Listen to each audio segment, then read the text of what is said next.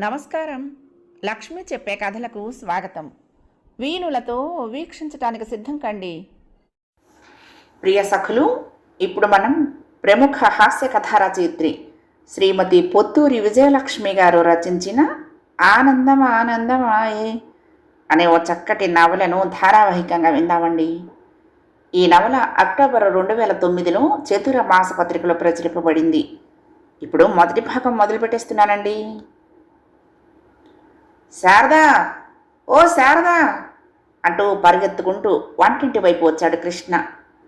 వంటగదిలో గట్టు దగ్గర నుంచుని కూర వేయిస్తున్న శారద పని అలాగే వదిలేసి వెనక్కు తిరిగి పరిగెత్తుకొస్తున్న భర్తను పట్టుకుని ఆపేసింది. ఆ పక్కనే ఉన్న పూజ గదిలో కూర్చుని పూజకు అన్నీ అమర్చుకుంటున్న బాలమ్మకు ఒళ్ళు మండింది. పీదపకాలం పిదప బుద్ధులును. ఎంత పచ్చికలి మా రోజుల్లో మేము ఎరగమమ్మా. యువతల పెద్దది అత్తగారు చూస్తుందనే ఇదేనా లేకుండా పట్ట పగలు భర్తని అమాంతం కావలించుకోవటం ఏమిటి?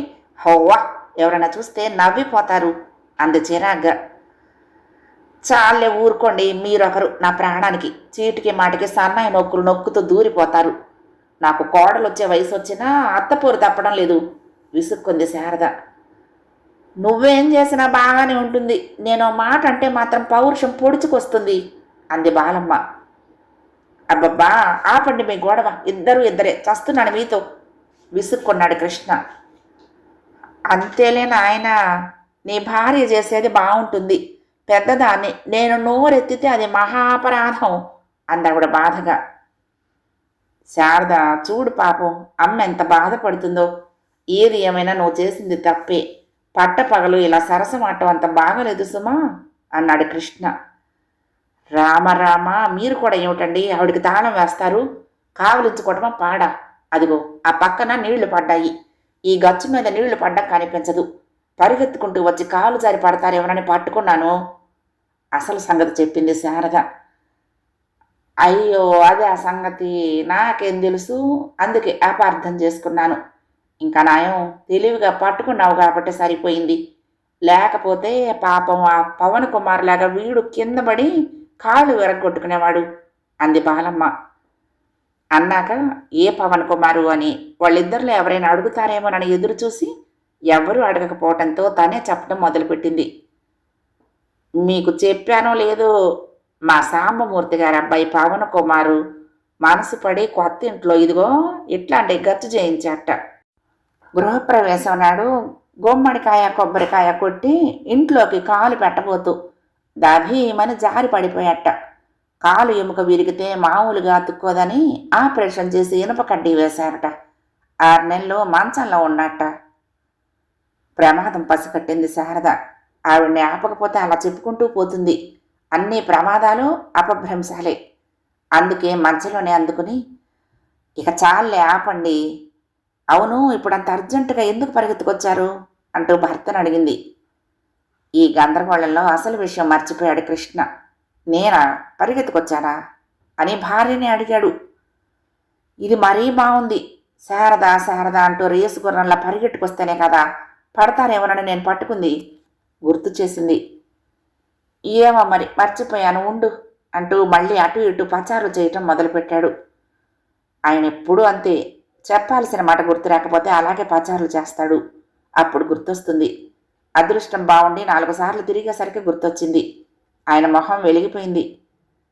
శారద, ఇందాక మన చిట్టిగాడి కోసం ఎవరి అమ్మాయి ఫోన్ చేసింది అన్నాడు. అమ్మాయా? శారద మొహం కూడా వెలిగిపోయింది. అవును, అమ్మాయే. కంఠం ఎంతో తీయగా ఉంది, మాటలో ఎంతో మర్యాద తొణికిసలాడుతోంది. అలాగా, ఏం మాట్లాడింది ఆనందంగా అడిగింది శారద. సూర్యంతో మాట్లాడొచ్చా అండి అంది ఇంగ్లీష్లో. అయ్యో, దానికి ఉందమ్మా, నిర్భయంతరంగా మాట్లాడొచ్చు. కానీ ప్రస్తుతం వాడు ఇంట్లో లేడు, కావలిస్తే మొబైల్ నెంబర్ ఇస్తాను అన్నాను. మొబైల్లో ప్రయత్నించి చూశానండి, దొరకటం లేదు, అర్జెంటుగా మాట్లాడాలి అంటూ. ఇంగ్లీష్లో తెగ ఇదైపోయిందనుకో అన్నాడు ప్రసన్నంగా. ఆహా, అంతదాకా వచ్చిందంటే బాగానే స్నేహం ఉందన్నమాట.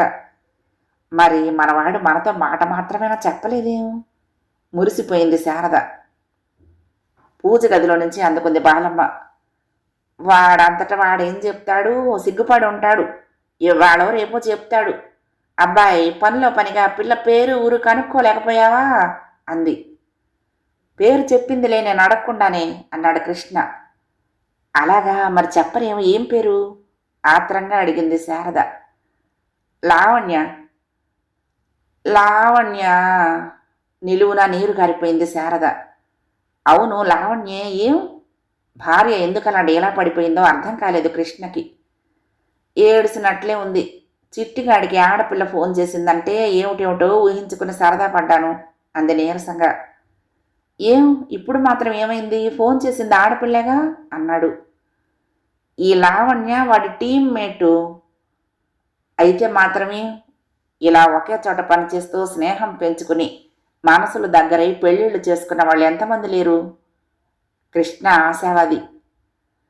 అవును, కానీ ఈ లావణ్యకు 2 ఏళ్ల కిందటే పెళ్ళయింది. ఈ మధ్యన పిల్లవాడు కూడా పుట్టాడు. వాడికి చీటికి మాటికి ఏవో ఆరోగ్య సమస్యలు. అవి వచ్చినప్పుడల్లా ఈ లావణ్య చిట్టిగాడికి ఫోన్ చేసి తన పని కూడా చూసి పెట్టమని బ్రతిమాలుతుంది. ఇవాళ ఏదో సమస్య వచ్చుంటుంది, అందుకే తెల్లారకుండానే ఫోన్ చేసింది వివరించి చెప్పింది శారద. అది ఆ విషయం నేను ఇంకా ఏమిటేమిటో ఊహించుకుని మురిసిపోయాను. నీరసపడిపోయాడు కృష్ణ. మళ్ళీ తానే అన్నాడు. నేను ఎంత చెప్పినా వీడికి చీమ కుట్టినట్లయినా లేదు అన్నాడు. అప్పుడే ఇంట్లోకి అడుగుపెట్టాడు చిట్టిగాడు అనబడే శ్రీనివాస్ ఉరఫ్ సూర్య. వచ్చావుట్రా, రాత్రి ఎప్పుడొచ్చావు అడిగింది శారద. తాళ ఆడించుకుంటూ చెప్పులు షూ స్టాండ్లో పెట్టి మెట్ల వైపు నడిచాడు చిట్టి. శారద కంగారు పడిపోయింది. చచ్చాం, వాడు మేడెక్కేస్తున్నాడు. ఒరే చిట్టి ఆగరా, ఒరే నిన్నే అంటూ అరవగలిగినంత గట్టిగా అరిచింది. అయినా చిట్టి వినిపించుకోలేదు. పరవశంగా తాళాడిస్తూ మేడ మీదకు వెళ్ళిపోయాడు. అతనికి వినికిడి లోపం ఏమైనా ఉందా అంటే ఎంత మాత్రం లేదు. సలక్షణంగా వినిపిస్తుంది. కాకపోతే బయట ప్రపంచంతో సంబంధం ఉండదు. ఉంటే ఓ చెవిలో సెల్ ఫోన్ అయినా ఉంటుంది, లేకపోతే 2 చెవుల్లో మైక్రోఫోన్లైనా ఉంటాయి. యువతలి వాళ్ళు అరిచి గీ పెట్టినా వినపడదు. అరిచి చస్తున్నా వినకుండా వెళ్ళిపోయాడు. వీడొకడు నా ప్రాణానికి. నీ ప్రోగ్రాం ఏమిటో చెప్పి అడవరా అంటే వినడు విసుక్కుంది శారద. అవును మరి, ఆ చిట్టికాడి వేళలు అలాగే ఉంటాయి. అంత అస్తవ్యస్తంగా ఉంటుంది అతని వ్యవహారం. పేరు మోసిన ఐటీ కంపెనీలో 5 ఏళ్లుగా పనిచేస్తున్నాడు. ప్రస్తుతం టీం లీడర్ పదవిలో ఉన్నాడు. వేళాపాడలేని ఉద్యోగం. ఒకరోజు అమ్మ 9ంటికి టిఫిన్ చేసి భోజనం పట్టుకెళ్తాను అంటాడు. మర్నాడు 10:30కు ఏకంగా భోజనం చేసి వెళ్తానంటాడు. మరొక రోజు మధ్యాహ్నం 1 గంటకు వెళ్ళి మర్నాడు మధ్యాహ్నం వచ్చి అన్నం తినకుండా నిద్రపోతాడు. నువ్వెప్పుడు వస్తావో ఏం తింటావో నాకు కాస్త ముందుగా చెప్పి ఆడవరా అని మొత్తుకుంటుంది శారద. అయినా వినిపించుకోడు. మరేం పర్వాలేదులే, లైట్ తీసుకో. అంతగా అవసరమైతే అక్కడే తింటాను అంటాడు. పోనీ అలా అన్నవాడు ఊరుకుంటాడా? ఏ మధ్యాహ్నమో ఫోన్ చేసి అమ్మ ఏం వండావు? బెండకాయ కూర. తిను తిను, నీకేం అదృష్టవంతురాలివి. నేనిక్కడ నూడిల్స్ అనబడే చెత్త తింటున్నాను అని వాపోతూ ఉంటే తల్లి ప్రాణం కొట్టుకుపోతుంది. ఇక అన్నం సహించదు.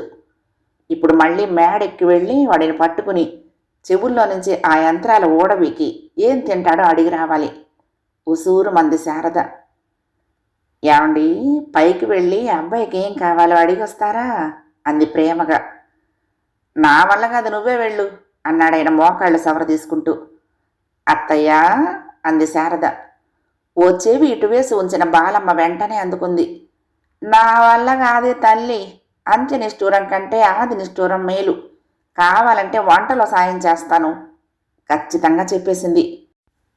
ఎవరికి తప్పినా నాకు తప్పదు కదా, నా బతుకంతా ఈ కొంప చాకరీకే సరిపోతోంది అంటూ గ్యాస్ ఆపేసి ఆపసోపాలు పడుతూ మేడ మీదకు వెళ్ళింది శారద. భార్య వంక చూసి నిట్టూర్చాడు కృష్ణ. అంతా నా కర్మ, ప్రాణమిత్రుడు కదా అని ఆ పార్థ సారథిగాడు సలహా పాటించి ఇదిగో ఇలా అవస్థ పడుతున్నాం అనుకున్నాడు. ఆ ప్రాణ స్నేహితుడు పార్థసారథి పాపం చాలా మంచివాడు. వాళ్ళ మేలు కోరేవాడు. కాలానుగుణ్యంగా నడుచుకోమన్నాడు. అసలు విషయం ఏమిటంటే 5 ఏళ్ల కిందట సొంతిల్లు కొనుక్కోవాలని ఆలోచిస్తున్నప్పుడు తారసపడ్డాడు అతడు. 3 పడగదులున్న ఫ్లాట్ కొనుక్కుంటాను అంటే వద్దన్నాడు. ఆ ఫ్లాట్ పద్ధతి పాతపడిపోయింది. ఇప్పుడంతా డ్యూప్లెక్స్ ఇళ్ళు ఫ్యాషన్. నువ్వు అదే కొనుక్కో, దర్జాగా ఉంటుంది. అందులోనూ రేపో మాపో కొడుకు పెళ్లి చేయబోతున్నావు. ఫ్లాట్లో ఉన్నానంటే అబ్బే ఫ్లాటా అనేస్తారు ఎదుటి వాళ్ళు. అదే డ్యూప్లెక్స్ ఇల్లు అన్నామనుకో అబ్బో అలాగా అంటారు, ఘనంగా ఉంటుంది అన్నాడు. దాంతో ఫ్లాట్ ఆలోచన మానేసి ఇళ్ల వేటలో పడ్డాడు. సలహా ఇచ్చి ఊరుకోలేదు పార్థసారథి. ఇల్లు ఎంపికలోనూ బేరసారాల్లోనూ దగ్గరుండి సాయం చేశాడు. 1కి 10 సార్లు తిరిగి ఒకచోట ఎంచాడు. 110 గజాల స్థలంలో 4 వైపులా కాస్త కాస్త స్థలం వదిలి మధ్యలో కట్టిన ఇల్లు. కింద హాలు, పూజగది, వంటిల్లు, ఒక పడగది, పైన మళ్ళీ హాలు, 2 పడగదులు. ఇంచుమించు 3000 చదరపు అడుగుల ఇల్లు బ్రహ్మాండంగా ఉంది. కింద గచ్చు, అధునాతనమైన వంటిల్లు, చెక్క అలమార్లు, ఏసీలు. 42 లక్షలైన ఇంద్రభవనంలా ఉంది అని మెచ్చుకున్నారు చూసిన వాళ్ళంతా. కృష్ణ సంతోషంతో ఉబ్బి తబ్బిబ్బు అయిపోయాడు. శారద ఆనందం అంతా ఇంత కాదు. బాలమ్మ కూడా భలే సరదా పడింది. సూర్య ఉరఫ్ చిట్టిగాడు ఉరఫ్ శ్రీనివాసు సంబరానికి పట్టపంగా లేవు. పార్థసారథికి జరీ పంచ, ఆయన భార్యకు పట్టుచీర కూడా సమర్పించారు. 2 నెలలు తిరిగి వచ్చేసరికి ఆ సరదా ఆవిరైపోయింది. చిట్టిగాడు తప్పించి అందరూ నీరసన పడ్డారు. ఉన్న కొద్ది స్థలంలో హాల్లో నుంచి మెట్లు కట్టాల్సి వచ్చేసరికి బాగా ఎత్తుగా 3 మెట్లు కట్టడం జరిగింది. ఎక్కేసరికి అలుపు ఆయాసం. అందులోనూ ఒక్కసారి ఎలాగో మెట్లెక్కి పైకి వెళ్ళి హమ్మయ్య మొక్కు తీరిపోయింది అనుకునే పరిస్థితి కాదు. రోజుకు 60 సార్లు ఎక్కి దిగాలి. కింద పడగది బాలమ్మకి, పైన 2 గదులు తండ్రికి 1, కొడుక్కి 1 అనుకున్నారు. అదేం కర్మమో, పైనుంటే కింద ఏదో పని తగులుతుంది, కిందికి దిగగానే పైకి వెళ్లాల్సి వస్తుంది. పోన్లే అదో వ్యాయామం అని సరిపెట్టుకున్నారు కొత్తల్లో. ఇలా కాదు, అవసరమైతేనే పైకి కిందకి దిగుదాం అనుకున్నారు దంపతులు. అయినా వీలవదు. కింద పనులన్నీ ముగించుకుని బాలమ్మని కింద ఉంచి పైకి వెళ్ళినాడు మాల్చగానే ఎవరో తలుపు తాడతారు. బాలమ్మ తలుపు తీసినా అబ్బాయనో శారదానో పిలవాల్సిందే తప్పించి ఆవిడేం సమర్థించగలదు. ఎంత వద్దనుకున్నా రోజు మొత్తం మీద 25 సార్లు మేడెక్కి దిగటం తప్పటం లేదు. దాంతో ఇద్దరికి మోకాళ్ళు వాచిపోయి ఒకటే నొప్పులు. బాలమ్మ ముందే చేతులు ఎత్తేసింది. అమ్మో ఇవేం మెట్లే, నిచ్చెనో కొబ్బరి చెట్టో ఎక్కినట్టే ఉంది కానీ మేడెక్కినట్లు లేదు, నా వల్ల కాదమ్మా అని ఖచ్చితంగా చెప్పేసింది. ఇక ఎప్పుడో తప్పని పరిస్థితుల్లో తమిళ ముఖ్యమంత్రి కరుణానిధిలాగా పని మనిషి సాయంతో పైకి వెళ్తుంది అంతే. అలా వెళ్ళినందుకు ఆ రోజంతా ఆపసపాలు పడుతుంది. కృష్ణ కూడా పగలంతా కిందనే కాలక్షేపం చేస్తాడు. నెలకు సగం రోజులు తల్లి గదిలోనే పడుకుంటాడు కూడాను. తల్లి కొడుకులు తప్పించుకున్నా శారదకు మాత్రం తప్పటం లేదు. తన కోసం కాకపోయినా కొడుకు కోసమైనా 10 సార్లు పైకి కిందికి తిరగకుండా గడవటం లేదు. బుద్ధి గెడ్డి తిని కొన్నాము ఈ ఇల్లు, నేలపారుగా ఉంటే హాయిగా ఉండేది అనుకుంటుంది మేడెక్కినప్పుడల్లా. ఈశ్రోమంటూ మేడెక్కి చైర్లో కూర్చుని తలాడిస్తున్న కొడుకు భుజం మీద తట్టింది. చెవిలో నుంచి యంత్రాలు తీసి తల్లిని చూసి నవ్వాడు చిట్టి.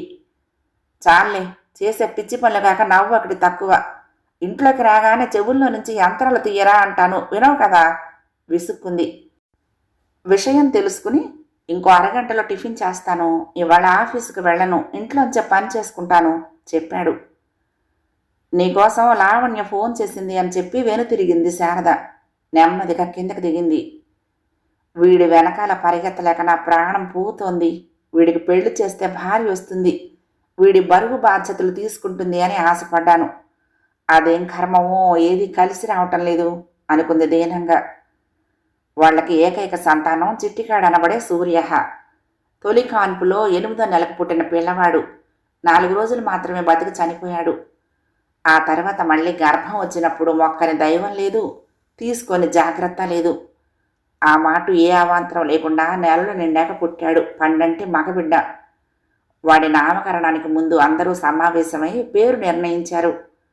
నాగ, సత్య, సూర్య, హనుమత్, శంకర, సాయి, వేణుగోపాల, దుర్గా, శ్రీనివాస్. పళ్ళెంలో బియ్యం మీద ఓపికగా ఉంగరంతో రాసి ఊపిరి పీల్చుకున్నాడు కృష్ణ. స్కూల్లో వేసేటప్పుడు PNSSHSSVD శ్రీనివాస్ అని రాసి ఉన్న పేరు చూసి మీకేమైనా పిచ్చా చాదస్తమా విసుక్కుంది క్రిస్టియన్ ప్రిన్సిపాల్. ఆ తర్వాత కంప్యూటర్ యుగం వచ్చేసింది. పొడి అక్షరాలు రాసేసి పని జరుపుకున్నా ముఖ్యమైన చోట్ల చచ్చినట్టు పూర్తి పేరు రాయాల్సిందే. మనిషికి ఇంత పొడుగు పేరు కూడా ఉంటుందని ఆ కంప్యూటర్కి తెలియక కొన్ని గడులే కేటాయించింది పేరుకి. ఫలితం పసివేదల నాగసత్య సూర్య అని రాసేటప్పటికీ గళ్ళు పూర్తయిపోయి చేతులు ఎత్తేసింది కంప్యూటర్. పేరు మార్చుకుంటానంటే పెద్దవాళ్ళు ఒప్పుకోలేదు. ఇంకా నయం దేవుడి పేరు మార్చుకుంటే కళ్ళు పోతాయి అన్నారు. ఇంకేం చేస్తాడు? ఆ పేరుతోనే ఐఐటి ఎంట్రన్స్ రాశాడు. ఆ పేరుతోనే గౌహతిలో చదివాడు. ఆ పేరుతోనే క్యాంపస్ ఇంటర్వ్యూలో నెగ్గాడు. ఆ పేరుతోనే ఉద్యోగంలో చేరాడు. ఆఫీసులో కూడా ఆ పేరుతోనే చలామణి అయిపోతున్నాడు. కాస్త ఓపిక ఉన్నవాళ్ళు, ఏం నాగసత్య సూర్య పసివేదల ఎలా ఉన్నావు అంటారు. అంత శక్తి లేని వాళ్ళు, సూర్య పసివేదల రా కాఫీ తాగొద్దాం అంటారు. అమెరికన్ క్లయింట్ కూడా నోరు తిరుగో తిరగకో ఇతన్ని పిలిచి మాట్లాడి పని జరుపుకుంటాడు. పేరు కాంప్లికేటెడ్గా ఉంటుంది కానీ ఈ ఉద్యోగి చాలా ఇంటెలిజెంట్ అనుకుంటారు. ఆఫీసులో ఎవరెలా పిలిచినా అతని బంధువులంతా శ్రీనివాస్ అంటారు. ఇంట్లో మాత్రం ముద్దుగా చిట్టి అని పిలుస్తారు. సూర్యహాకి పెళ్ళిడొచ్చింది. చిన్నతనం నుండి బుద్ధిగా క్రమశిక్షణతో పెరిగాడు. తన లోకమేమో తానేమో, అలాగని వెర్రి వెంగళై కాడు. అతనికి తెలియని విషయం లేదు. కాకపోతే ప్రేమలు అవి ఏమీ లేవు. పెద్దవాళ్ళు పెళ్లి చేస్తామంటే సరే అన్నాడు బుద్ధిగా. కృష్ణ మనసు సంతోషంతో ఉప్పొంగిపోయింది. ఇక పెళ్లి ప్రయత్నాలు చేయాలి, మగపిల్లాడి తండ్రిని అని గర్వంగా కాలరెగరేసుకున్నాడు. నా పెళ్లికిలాగా కాదు, నా కొడుక్కి అన్ని దర్జాగా జరగాలి అన్నాడు భార్యతో. మొహం ముడుచుకుంది శారద. మీకేం తక్కువైందిటా అంది విసురుగా. నీ విషయం వేరులేరా అబ్బాయి, నీ కొడుక్కి అలా జరగదులే అంది బాలమ్మ ఓదార్పుగా. ఏ మాటకు ఆ మాట చెప్పుకోవాలి. అల్లుడిగా కృష్ణకి ఏ లోపమూ జరగలేదు. 3 ఆడపిల్లల్లో పెద్దది శారద. పెళ్లి ఘనంగానే చేశారు. ముద్దు ముచ్చట్లు బాగానే జరిపారు. పెళ్ళై ఇన్నాళ్లైనా ఇప్పటికీ మామగారు ఎంతో ప్రేమగా ఏమిరా కృష్ణ అనేసి నాలుక కరుచుకుని బావున్నారా అని సరిదిద్దుకుంటాడు. మరి పాపం ఆయన మాత్రం ఏం చేస్తాడు? స్వయాన మేనమామ, అందున పెద్ద మేనమామ. చిన్నతనంలో అమ్మ వెంట తాతగారింటికి వెళ్ళినప్పుడు పెద్ద మామయ్య అంటే హడలు. పుట్టింటికి వచ్చిన 4 అక్క చెల్లెళ్ళు ఒకచోట చేరి కబుర్లు చెప్పుకుంటూ పిల్లలు అల్లరి చేస్తూ ఉంటే, ఒరే చంద్ర కాస్త వెళ్ళని కేకయ్యరా అనేవాళ్ళు. చంద్ర అనబడే చంద్రశేఖరం మావయ్య, ఎవడ్రా ఆ అల్లరి చేసేది, నేనొచ్చానంటే బెత్తంతో పెళ్లి చేస్తాను అని హొంకరించేవాడు. దాంతో అల్లరి ఆపేసి పరుగులు పెట్టేవాళ్ళు పిల్లలు. మరి చిన్నప్పటి నుండి ఉన్న భయం పెళ్ళినాడు ఎక్కడికి పోతుంది? నాకు అవన్నీ ఇష్టం లేదన్నా, కాదు లేదు ఇదో వేడుక అని బలవంతాన అలకపాన్పు ఎక్కించారు కృష్ణని. మొహమాట పడుతూనే అలకపాన్పు మీద కూర్చున్నాడు. అల్లుడు అలిగాడు, వచ్చి అలక తీర్చు అని మామగారికి చెప్పారు. అసలే కన్యాదాత పెళ్లి సవ్యంగా చేసి ఏ మాట రాకుండా పెళ్లివారిని సాగనంపాలనే టెన్షన్లో ఉన్నాడు. హఠాత్తుగా పిలిచేసరికి అలవాటుగా అరుచుకుంటూ వచ్చేశాడు. ఎవడ్రా, ఎవరది, ఏం పడాలా దెబ్బలు అంటూ హడావుడిగా వస్తున్న పెద్ద మామయ్యను చూసి తన హోదా కూడా మర్చిపోయి అలక పాన్పు దిగి పరుగు తీశాడు అల్లుడు అలవాటుగా. ఆ తర్వాత అందరూ పూనుకొని అంతా సర్దుబాటు చేశారు. అయినా ఆ భయం భయమే.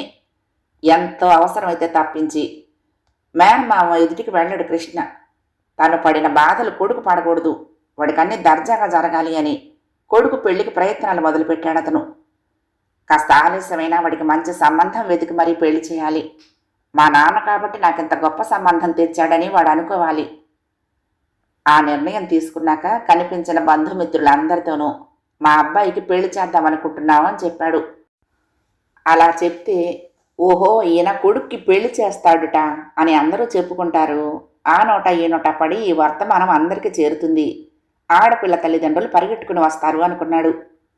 అంతకుముందే ఎటువంటి సంబంధం కావాలో అందరూ చర్చించుకుని ఒక నిర్ణయానికి వచ్చారు. కాస్త వాదోపవాదాలు జరిగినా చివరికి ఏకగ్రీవంగా ఓ నిర్ణయానికి వచ్చారు. తెల్లగా సన్నగా పెద్ద పెద్ద కళ్ళు పొడవాటి జుట్టు ఉండి చదువుకుని ఉద్యోగం చేసే అమ్మాయి కావాలి నాకు అన్నాడు సూర్య. పిల్ల అణకువగా ఉండాలి, మంచి మర్యాద పని పట తెలిసిన అమ్మాయి కోడలుగా కావాలి నాకు అంది శారద. సాంప్రదాయం కూడా చూడాలి అంది బాలమ్మ. ధనవంతులై మంచి కుటుంబంలో పుట్టి పెరిగిన పిల్లయితే వాడికి ముద్దు ముచ్చట జరుగుతాయి అనుకున్నాడు కృష్ణ. కొడుకు పెళ్లి చేయాలనుకుంటున్నాను హో అని దండోరా వేసి 2 నెలలు గడిచిపోయాయి. ఎక్కడా చడీ చప్పుడు లేదు. పిల్లనిస్తామని ఒక్కరూ ముందుకు రాలేదు. ఆ విషయమే ఒక స్నేహితుడితో చర్చించాడు. మనకు తెలిసిన వాళ్లల్లో ఎవరూ లేరు, అందరిళ్లలోనూ మగపిల్లలే. గుమ్మంలోకి వెళ్తే చాలు మా అబ్బాయికి ఎక్కడైనా సంబంధం చూడమని వెంటబడుతున్నారు. సర్లే, వాళ్లల్లో నువ్వు ఒకడివి.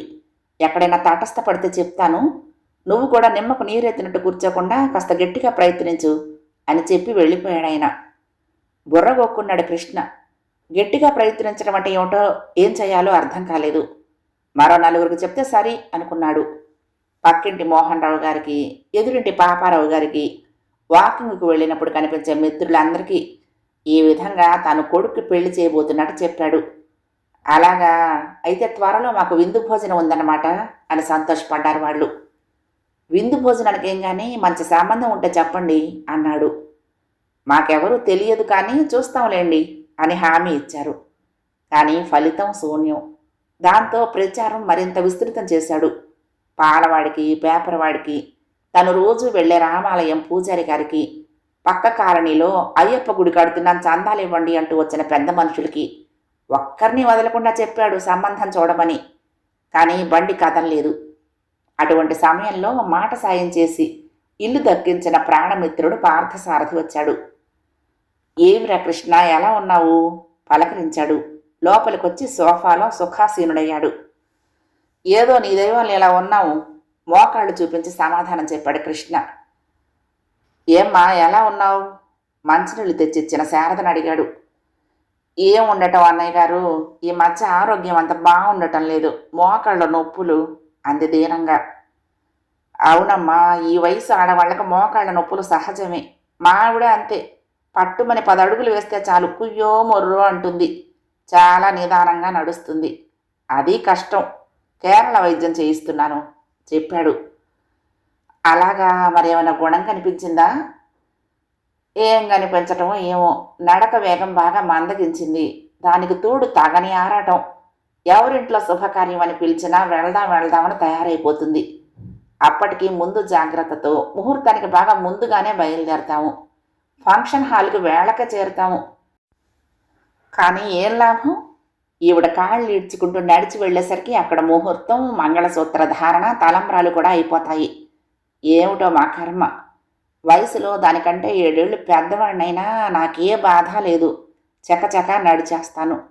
అన్నట్లు వీడు నాతోటి వాడేగా, అప్పుడే కాళ్ళు ఈడుస్తున్నాడు అన్నాడు. అవునవును, నువ్వు నడుస్తావు, ఎందుకు నడవు? నీకు ఇలాంటి మేడ లేదు కదా. ఇదిగో ఇంతెత్తు మెట్లు కట్టించుకునుంటే నువ్వు నాకంటే మెల్లిగానే కాళ్ళు ఈడ్చుకుంటూ నడిచేవాడివి కినుకగా అన్నాడు కృష్ణ. నేను అప్పుడే చెప్పాను, లక్షణంగా 250 గజాల స్థలం తీసుకోరా అని, విన్నావా? ఇప్పుడు ఏడిస్తే ఏం లాభం బదులిచ్చాడు పార్థసారథి. అంత జాగా కావాలంటే మరో 7-8 లక్షలు పెట్టాలి. ఈ ఇల్లు కట్టేసరికి చచ్చి సతమతమై కోన ప్రాణాలతో మిగిలాను అన్నాడు కృష్ణ. ఈ గొడవ సరేలే, మీ వాడి పెళ్లి విషయం ఏం చేశావు? ప్రయత్నాలు మొదలుపెట్టావా? మాట మార్చాడు పార్థసారథి. మొదలు పెట్టకేం, ముమ్మరంగా ప్రయత్నాలు చేస్తూనే ఉన్నాను, ఇంకా ఏది కలిసి రాలేదు చెప్పాడు కృష్ణ. అలాగా, ఏం చేస్తున్నావు? కృష్ణ సమాధానం ఇచ్చాడు. అది విని పడి నవ్వాడు పార్థసారథి. ఎందుకన్నావు చిరాగ్గా అడిగాడు కృష్ణ. ఏం చెయ్యను, నీ తెలివికి ఏడవలేక నవ్వుతున్నాను. కృష్ణ, రేపు నీ మనవడో మనవరాలో వచ్చి, తాతయ్య నాకు పులిని, సింహాన్ని, ఖడ్గమృగాన్ని చూపించవా అని అడిగితే వాళ్ళని ఎక్కడికి తీసుకువెళ్తావు అడిగాడు పార్థసారథి. జూకు తీసుకువెళ్తాను. మీ అమ్మకు జ్వరం వచ్చిందనుకో, ఎవరి దగ్గరికి తీసుకువెళ్తావు? మరో ప్రశ్న. డాక్టర్ దగ్గరికి. మరి మీ ఆవిడ పట్టుచీర కావాలంటే ఎక్కడికి తీసుకువెళ్తావు? గుండె దడ, ఆయాసం అని చెప్పి ముసుగు తన ఇంట్లో పడుకుంటాను అన్నాడు కృష్ణ. ఏడ్చావులే, సరిగ్గా సమాధానం చెప్పు. ఏమిట్రా బేతాళుళ్లాగా పిచ్చి ప్రశ్నలు, నువ్వునో పిచ్చేమైనా ఎక్కిందా? ఓర్పు నశించిపోయింది కృష్ణకి. అది కాదురా వెర్రి వెంగళప్ప, కొడుక్కి పెళ్లి చేయాలంటే మ్యారేజ్ బ్యూరోకి వెళ్ళాలి, కంప్యూటర్లో వెతకాలి, లేదా పేపర్లో ప్రకటన ఇవ్వాలి. అంతేగాని పాలవాడికి పేపర్ వాడికి చెప్పడం ఏమిట్రా నీ తలకాయ మందలించాడు మిత్రుడు. ఓ అబ్బా, నాకంత మాత్రం తెలీదా? ఇలా చేస్తే ప్రచారం జరుగుతుంది, నలుగురికి తెలిస్తే మనం వెతకకుండానే గుమ్మంలోకి వస్తాయి సంబంధాలు ధీమాగా చెప్పాడు కృష్ణ. అలా అనుకుని కూర్చో. నువ్వు చెప్పినంత మాత్రాన వాళ్ళు ఎందుకు వెతుకుతారు? గుమ్మం దగ్గరనే మర్చిపోతారు. అయినా ఊరి నిండా కొల్లలుగా మ్యారేజ్ బ్యూరోలుంటే వాటికి వెళ్ళి వెతుక్కోక ఈ అవస్థలన్నీ ఎందుకు చెప్పు? నాకేం కర్మరా, అక్కడ ఇక్కడ వెతకటానికి. నేను మగపిల్లాడి తండ్రిని. ఆ వెతకటాలు అవస్థలు అన్నీ ఆడపిల్లలు గల వాళ్ళు పడాలి, ధీమాగా అన్నాడు కృష్ణ. మిత్రుడి అమాయకత్వం చూసి జాలిగా నవ్వాడు పార్థసారథి. మగపిల్లాడి తండ్రినని బీరాలు పలకటానికి నువ్వు సింగరాజు లింగరాజు కాదు. ఇవి వర విక్రయం రోజులు కావు. ఆడపిల్లల తండ్రులు ఎంతమాత్రం తొందరపడటం లేదు. అయితే ఈ ఏడవుతుంది కాదు, పై ఏడవుతుంది. అప్పటికి ఇంకా పెద్ద ఉద్యోగం వస్తే ఇంకా మంచివాడు దొరుకుతాడు అని నిశ్చింతగా ఉంటున్నారు. కాబట్టి నువ్వు మగపిల్లాడి తండ్రినని బెగుసు కూర్చుంటే ఏమీ లాభం లేదు అన్నాడు. కృష్ణ మొహం వాడిపోయింది. ఈ వెధవ రంగప్రవేశం చేశాడు, ఇక నాకు మనశ్శాంతి ఉండదు అనుకున్నాడు. అంతా వింటున్న శారద, ఆయన మాటలకి వెళ్ళండి అన్నయ్య గారు, మా మేలు కోరేవారు, మీరే పూనుకుని సహాయం చెయ్యాలి అంది శారద. దానికెళ్ళే అమ్మా, మా వాళ్ళు 2 పెళ్లి కూతురు కోసం వెతుకుతున్నారు. వాళ్ళకి నేనే మాట సాయం చేస్తున్నాను. వాళ్లతో పాటు మనవాడికి చూస్తాను. వెంటనే ఒప్పుకున్నాడు పార్థసారథి అమిత ఠీవితో. ఈ మాత్రం సాయం చేయకపోతే ఎలా అని కూడా అన్నాడు. నీ సాయం స్వీకరించడం నాకిష్టం లేదు చెప్పాడు కృష్ణ. ఏం కోరి సాయం చేస్తానంటే ఎందుకు ఇష్టం లేదుటా అడిగింది శారద. ఏమో వీడి సాయం నాకంతగా అచ్చి రాదేమో అని నా అనుమానం. పూనుకుని కట్టించాడుగా ఇల్లు అంటూ మళ్ళీ మోకాళ్ళు సవర తీసుకున్నాడు కృష్ణ. చాలే ఊరుకోండి అని మొగుడిని కసిరేసి, ఆయన మాటలకేం లేండి అన్నయ్య గారు, మీరు మాకు సహాయం చేయండి. అసలైనా మీరు నాకు సొంత అన్న కంటే ఎక్కువ అంది శారద. వాడి మాటలు పట్టించుకుంటే ఇక పనులైనట్లే. వాడి దోవన వాడేదో చెప్తాడు, మన దోవన మనం పనులు చేద్దాము. మంచి రోజు చూసి మనవాడి ఫోటో, వివరాలు, జాతకం ఒక్కోటి 4 కాపీలు చొప్పున సిద్ధం చేసి నాకు ఇవ్వు, 4 చోట్ల పెడతాను అన్నాడు పార్థసారథి. పెడితే పెట్టావు గాని నాయన, కాస్త తెలుసున్న వాళ్ళని చూడమని చెప్పు, ఆ సంబంధాలు చూసేవాళ్ళకి. అసలు పెళ్ళంటే అటు 7 తరాలు ఇటు 7 తరాలు చూసేవారుట మా రోజుల్లో. ఇప్పుడు కాలానుగుణంగా అంత లోతుగా చూడకపోయినా వాళ్ళ ఇంటి వివరాలైనా తెలుసుకోవాలిగా మరి, లేకపోతే పాపం మా పార్వతిలాగా అయిపోతుంది అంటూ పక్క గదిలో నుంచి అన్నీ వింటున్న బాలమ్మ బయటకొచ్చింది. ఏ పార్వతి గారు అత్తయ్య, ఆవిడకి ఏమైంది అడిగాడు పార్థసారథి. ఏముంది పాపం, ఇలాగే నీ బోటి వాడెవడో చెప్పాడని వాళ్ళ మనవడికి పెళ్లి చేశారు. తీరా చూస్తే ఆ పిల్ల తల్లికి కాస్త పిచ్చి ఉందిట. అమావాస్యకి పౌర్ణమికి తిరగబెడుతుందిట. ఆ బియ్యంకుడు దొరికిందే సందు అని ఆ 2 రోజులు భార్యని కూతురింటికి పంపించి తన మానాన తన పూల రంగంలా తిరుగుతాడట. మా పార్వతి దాని కోడలు పిచ్చి బియ్యపురాలతో సతమతం అవుతున్నారు. గట్టిగా ఏమైనా అందామంటే ఆ పిల్ల ఏమనుకుంటుందోననే భయం. కోరితో తల ఊక్కున్నట్టుంది మా పని. మీ మనవడి విషయంలో జాగ్రత్తగా ఉండండి అని పాపం మా పార్వతి ఓ ఇదైపోయింది అంటూ వివరించింది బాలమ్మ. ఉసూరు మంది శారద. ఈవిడతో ఇదో తలనొప్పి. ఏదైనా మంచి పని చేయాలని తలపెట్టగానే ఈవిడ తగుదునమ్మా అని తలదూర్చి ఏవో అపభ్రంశపు విషయాలన్నీ చెప్తుంది. అన్నీ చెడ్డ వార్తలు, భయంకరమైన ఉదాహరణలు, కథలుగా చెప్తుంది. వెతికి చూసినా ఏ ఒక్కటి మంచి కబురుండదు. లోలోన సణుక్కొని పైకి అత్తగారితో ఆ మాట అనేసింది. శుభమా అని పిల్లాడి పెళ్లి మాట తలపెడితే ఏమిటి అపశకునపు మాటలు అంది. కీడెంచి మేలంచమన్నట్టు మీ మంచి కోరి ముందుగానే జాగ్రత్త పడతారేమోనని చెప్తూ ఉంటే అది తప్పేనా? తనని తాను సమర్థించుకుంది బాలమ్మ. ఆవిడ చెప్పింది నిజమే. సంబంధం మనకు నచ్చితే సరేననే ముందు వాళ్ళ గురించి బాగా తెలుసుకునే సరే అందాం అంటూ ఆ సమస్యను పరిష్కరించాడు పార్థసారథి. అవును, కాస్త ఇరుగు పొరుగు వాళ్ళని అడిగినా చెప్తారు వాళ్ళ గురించి. ఆలస్యం ఎందుకు? వాడి ఫోటోలు వివరాలు అన్నీ మీకు అందచేస్తారు అన్నయ్య గారు. ఆ పై భారం మీదే అంది శారద. కొడుకుని మంచి ఫోటోలు తీయించుకోమంది.